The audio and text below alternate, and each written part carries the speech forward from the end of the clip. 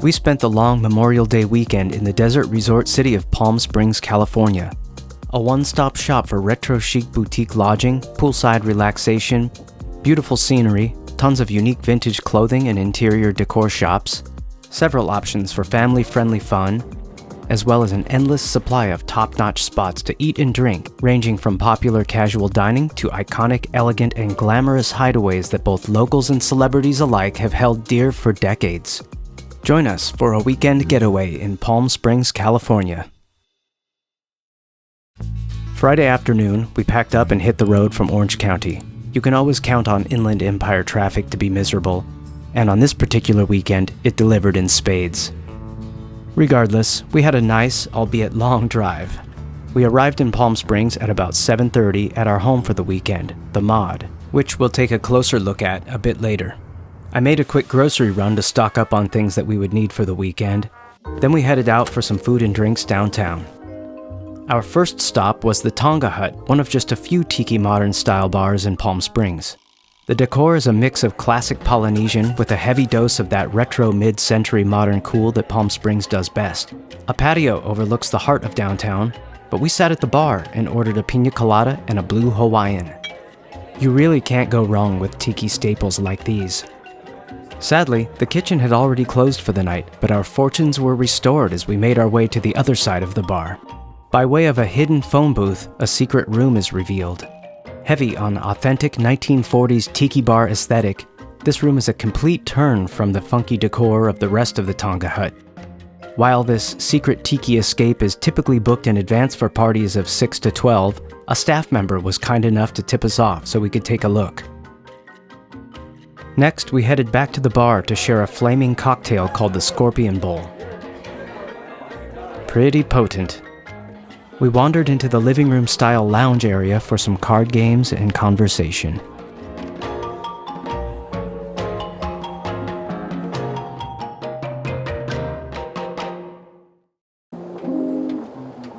Our appetites soon got the best of us, so we went on a search for some late-night food, and I Heart Mac and Cheese on South Indian Canyon Drive hit the spot. Open until 2:30 a.m. on Friday and Saturday nights, I Heart Mac and Cheese serves up incredible-looking specialty mac and cheese bowls, as well as grilled cheese sandwiches and flatbreads. There's just something about melted cheese after midnight, you know? And don't forget those tots. Filled with tiki cheesy goodness, we went back to our motel and called it a night. Now, let's take a look at the Mod. As you can see, this vibrant pop art inspired motel really leans into the accent color yellow. We booked King Suite number 2, which is a pretty small room, but it had everything that we need. A plush king-size bed, no dresser or closet, but there was a clothing rack, Wi-Fi, and perhaps most important, air conditioning and a ceiling fan, both controlled by remotes. The bathroom has a lovely design with brass fixtures, bottle green tile, and comes stocked with all of the essentials. Aside from a very photogenic pool, the outdoor area features a fire pit, hot tub, barbecue, bicycles, as well as outdoor games like ping pong and cornhole. The community room is styled like a mid-century modern home and can be used for gatherings and group dining. There's a record player, a cocktail bar, 80s arcade games, as well as a beautiful gourmet kitchen with everything you need to cook and entertain. Saturday morning, we started our first full day in Palm Springs with a cup of coffee from the community Keurig. I had picked up some K-Cups, cream, and sugar at the grocery store the night before. Not bad. The natural light in our room was an incredible way to slowly wake up and get ready for what would be a long day of relaxation and fun. Before hitting the pool, we took a short walk down Indian Canyon Road to the Flannery Exchange to check out Café La Jefa for another coffee and a bite to eat. The Flannery Exchange is a small center that also features an interesting gift shop, an ice cream shop, and an art gallery. The cafe itself is very stylish and modern, as you would expect. And it's pet-friendly, as are many places in Palm Springs. There's an outdoor seating area, as well as an indoor bar with a beautiful view, which is where we enjoyed our breakfast.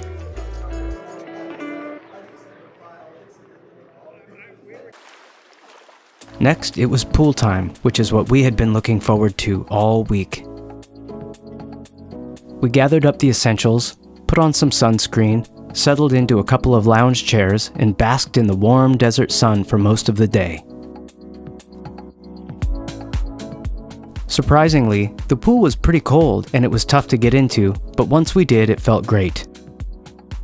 After a round of Miss Pac-Man, we switched gears and got ready for an elegant night of dining and cocktails.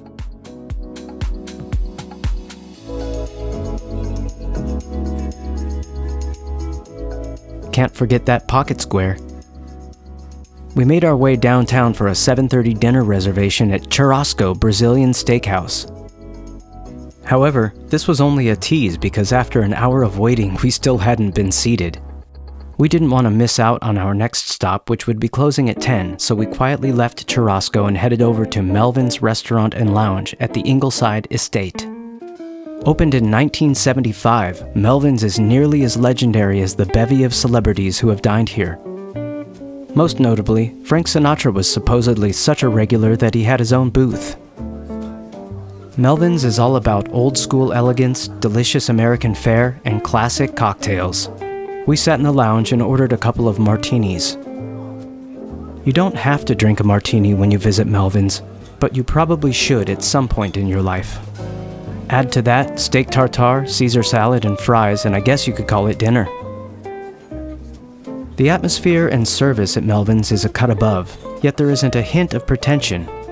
Pianist and singer Michael Healy is a staple behind the grand piano and brings a certain charm to the restaurant that adds to its unique character.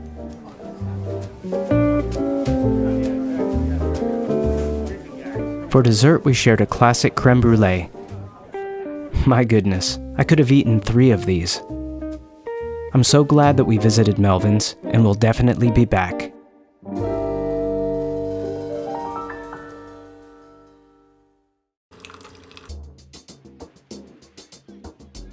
Sunday morning, we enjoyed some coffee and arcade games in the community room before heading out. For our second cup, we visited Ernest Coffee, a cool independent cafe with a minimal, rustic modern feel. Great coffee.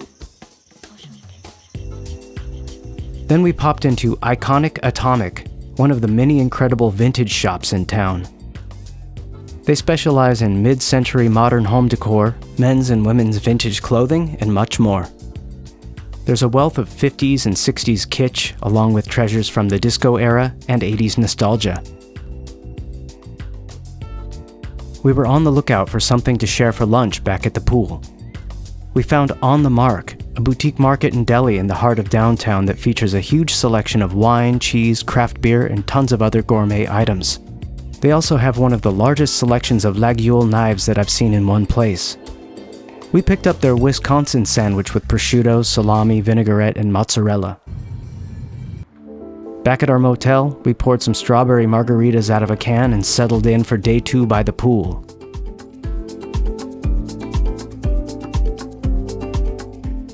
Later, lunch. That sandwich was delicious. The weather was perfect. Before going out for dinner, I relaxed in our room and caught up on some reading. For tonight's dinner, we tried Rooster and the Pig, a unique Vietnamese-American cafe just south of downtown. It was packed, and they don't take reservations, but we didn't have to wait too long for a seat in the lounge.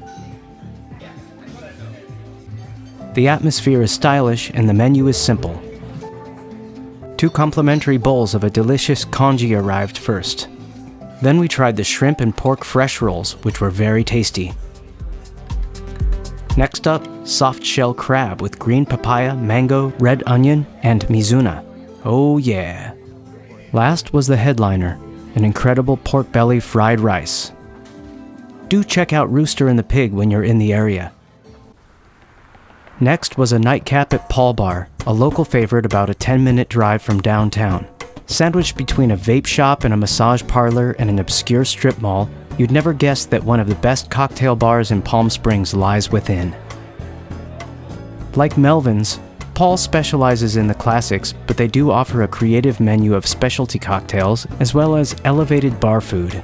Paul feels like the old New York-style neighborhood bar that you always wanted in your neighborhood but never had, and the martinis were absolutely perfect. We enjoyed a dessert of chocolate mousse with fresh whipped cream, and it blew my mind. Paul Bar. If you know, you know. And now you know. Back at the motel, we just couldn't end the night without taking a dip in the hot tub. Very bubbly.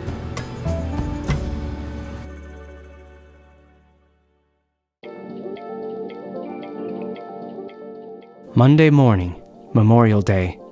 Our weekend getaway was coming to a close. I enjoyed a cup of coffee and thought about some of my favorite moments from our visit.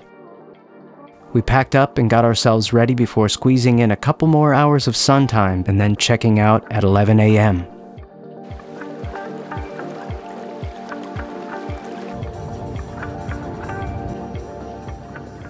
My wife and I have been on a little bit of an aviation kick lately, so we thought it would be fun to head over to the Palm Springs Air Museum to check out the annual Memorial Day event and flower drop. The museum was packed with spectators and was bustling with activity.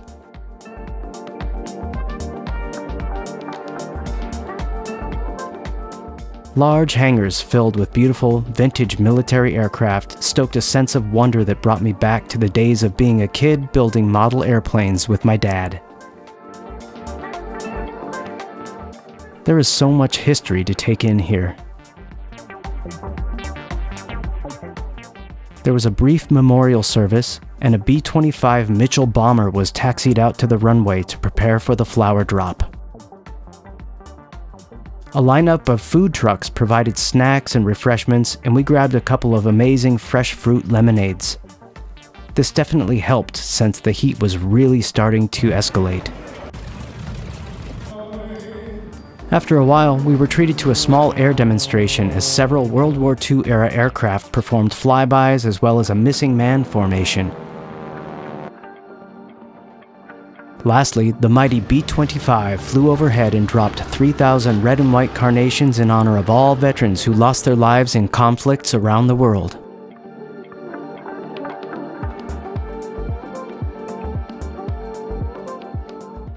This signaled the end of the event, so we made our way back to the car.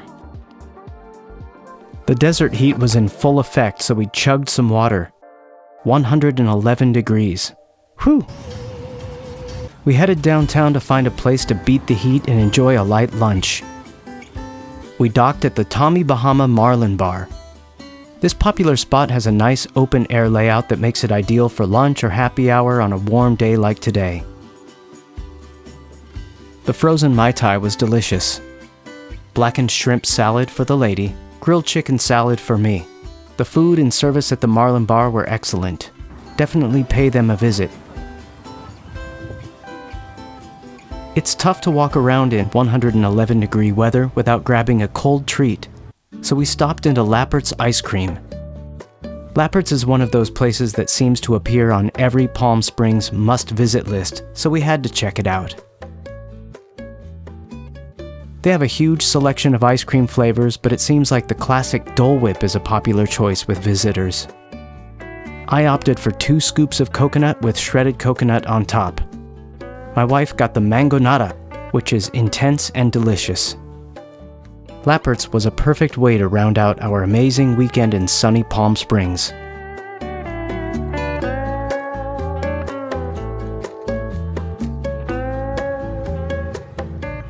Have you visited Palm Springs? What are your favorite spots? Let's hear about them in the comments. And if you'd like to see more videos like this, please like and subscribe. See you next time.